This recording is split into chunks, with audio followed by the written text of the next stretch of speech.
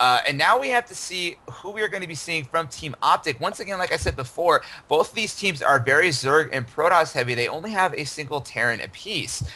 So I think we're probably going to be seeing a Protoss, especially considering that this is going to Yeah. be on Daybreak. Throwing in Remark. Oh, maybe not. Remark moved out. It looks like they are putting in Scary. Scary's Hmm. a Zerg player.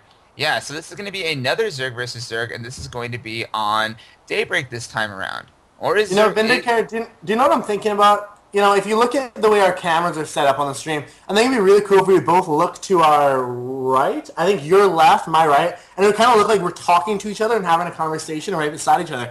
I think that'd be pretty cool. I feel like it'd be a little bit too much effort, but it would be pretty funny for the person to look like we're having our own little All right, conversation all right, beside each all other. right.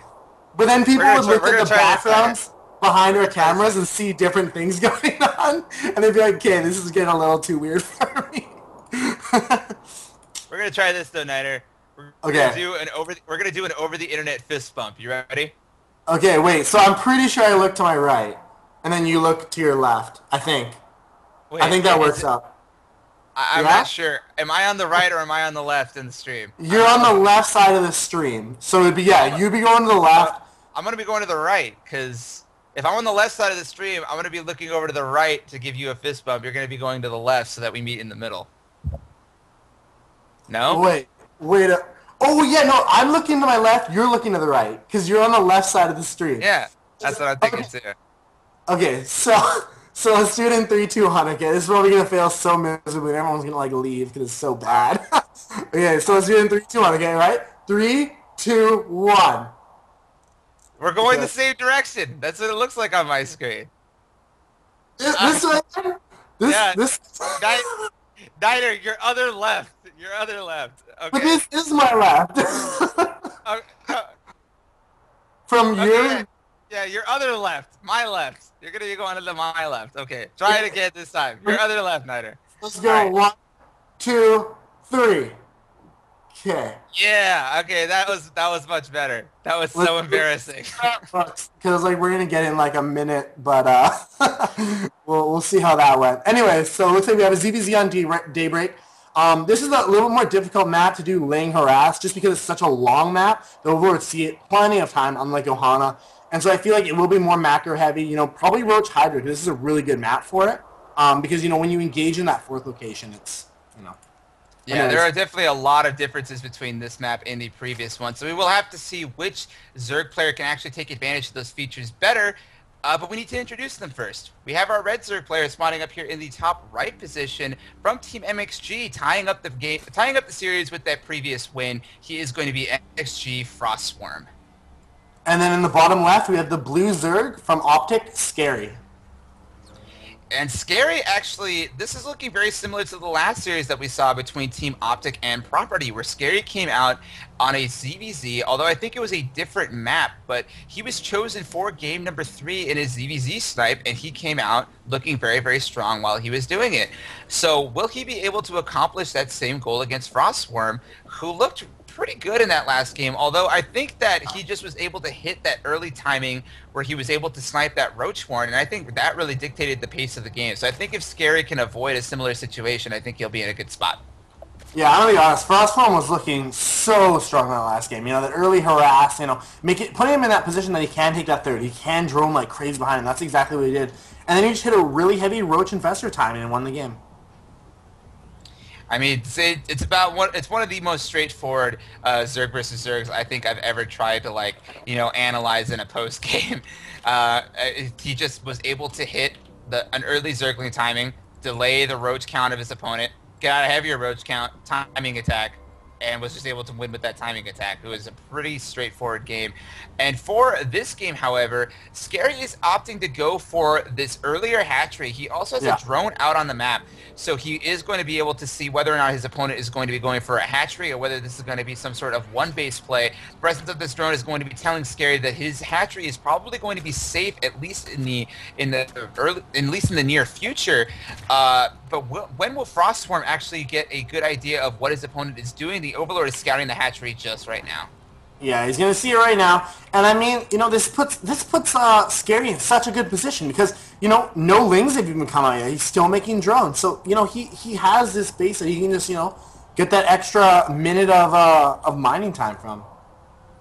This is probably going to prompt, in my mind, Frostswarm doing some form of aggression. We're probably going to be seeing a much heavier Zergling Baneling opening coming out from Frostswarm, but we could also see a much earlier third base, knowing that Scary's probably not going to be going into something super aggressive from here. He's probably just going to be sitting back passive, knowing that he took a very early gamble with that Yeah. hatch first build. Yeah, I mean, like you said, taking that earlier third, it is possible, but in the end, it's not going to serve as much economy because Scary is going to be able to make drones right now, where Frostswarm isn't going to be able to. That's very true. He is going to be able to get drone production going up from two different locations. This is going to also allow him to get up that second queen that much earlier, which is Yeah. just going to give him that all that much additional larva production and potentially creep spread. And this is kind of interesting from this is kind of an interesting decision from Frostworm. It looks like he's going to be stockpiling that 100 gas and going straight into lair tech from here because he has not started his speed yet. Very interesting. Oh, there it is. Oh, It's just a there's little bit this. of a delayed speed. That would have been a really interesting call by Frostworm to just completely skip Zergling speed and go straight into Lair. I'm trying to wrap my brain around what kind of possibilities that would open him up to. Yeah. I mean, honestly, a layer before speed, that's very unlikely. No really reason for that. You don't need roach speed that early on. It would have been very odd to see. It would have been cool to see, maybe extremely fast meter timing. But no, he's just going for the usual, the early speed, getting a Baneling nest up, droning behind it, making a couple lings just so you can get those Banelings. But that's all you really need early game. I figured it out, Nighter. I have solved the mystery. He is metagaming his opponent. He is going to be going for a Swarm Host Rush. Swarm Host Rush. He has been playing too much Heart of the Swarm beta. He is thinking to myself, I have to get to this lair as soon as possible so I can get Swarm Hosts out as soon as possible because Swarm Hosts are OP. Have you gotten a chance to see any of the Heart of the Swarm beta streams that have been going on? There's a huge list of them on Team Liquid right now. I've been watching a few of them. I'm trying to shy away from it, and honestly, I have a Heart of the Swarm beta, but I'm trying to shy away from it because right now, for me, StarCraft is basically my job to a degree. I'm a student and stuff, and I have some savings and stuff, but really, StarCraft is kind of my quote unquote job right now. And so, I'm trying to keep focused on tournaments and producing results and laddering and stuff like that, and coaching and all that stuff. And I feel like some of the pros like In Control and stuff, they can play the Hardest Form beta and they'll hit 10K viewers easily, right? And like honestly, that's how they're going to make a lot of money out of it. But for me, I'm just not that kind of player yet. I'm not at the point where I can play any sort of game and get tons of viewers. And so right now, I need to focus on my StarCraft. But yeah. We do have some Zergling Baneling aggression coming out of here for Frostswarm. He was able to actually eliminate the only Banelings that Scary had available to him, and Scary did go for a much earlier third base than his opponent, which is an interesting call considering that he went for the earlier hatchery timing, and now Frostswarm is in a position where he has a superior Zergling count. There are no Banelings on the field for Scary anymore, and this is going to be a really bad position for Scary. There are a ton of Zerglings we're going to be able to take down this Spine Crawler. They're definitely going to be able to get this Queen, potentially even his hatchery. There are 24 Zerglings in production for Scary, but they are going to be they're not going to be out in time to save most of these drones. Yeah. No, I really like this play by Frostworm. He just hit in really nice timing here, and he killed so many drones. If you look at the units lost tab, he already has 11 drone kills. He got a queen. He got production down there. He got a spine crawler. I mean, he's in great shape right now. Is Frostworm just gonna win here? He has a follow-up attack of Zerglings. They're gonna be able to get this Baneling nest. There are 8 roaches now in production for Scary, but are they gonna be enough to actually hold this off? Scary has lost so many drones at this point. That third hatchery is very, very exposed. Even if he manages to clean up these Zerglings in the main, I don't know if he's gonna be able to protect that hatchery. His queen goes down, so there goes a lot of his larva production also. 18 drones killed. He's already sending over lings to the third base. And Frostworm's third, he's not even using that to mine. He's only using that for the larva right now. And then, if this push does get defended, he will go back into mining. But now, he's going to take down the third. He has 18 workers killed, 2 queens killed, a spine crawler. He's in amazing shape right now. Yeah, Scary definitely took a very large risk going straight into that third base from there. And even when he was trying to defend against Frostswarm, his Banelings only connected on Banelings. He wasn't able to ever even up the Zergling count with his opponent. And just a huge swell of Zerglings was all that it really took for Frostswarm to really put himself into a really good position. But now we've got a push of Roaches coming across the map. These Roaches do have Roach speed. There is no Roaches out on the field for Frostswarm. His Roach Warren is only now completing. So now he's in a position where he has to fight Roaches with just straight Zerglings. There are Yeah. Banelings being morphed in for Scary as well. So Frostswarm is going to be in a little bit of trouble here. He might also lose his third base. Yeah, I mean, I like the idea that he pulled the drones away. I don't like the fact that he droned behind this, behind all the aggression he did, because he did so much damage.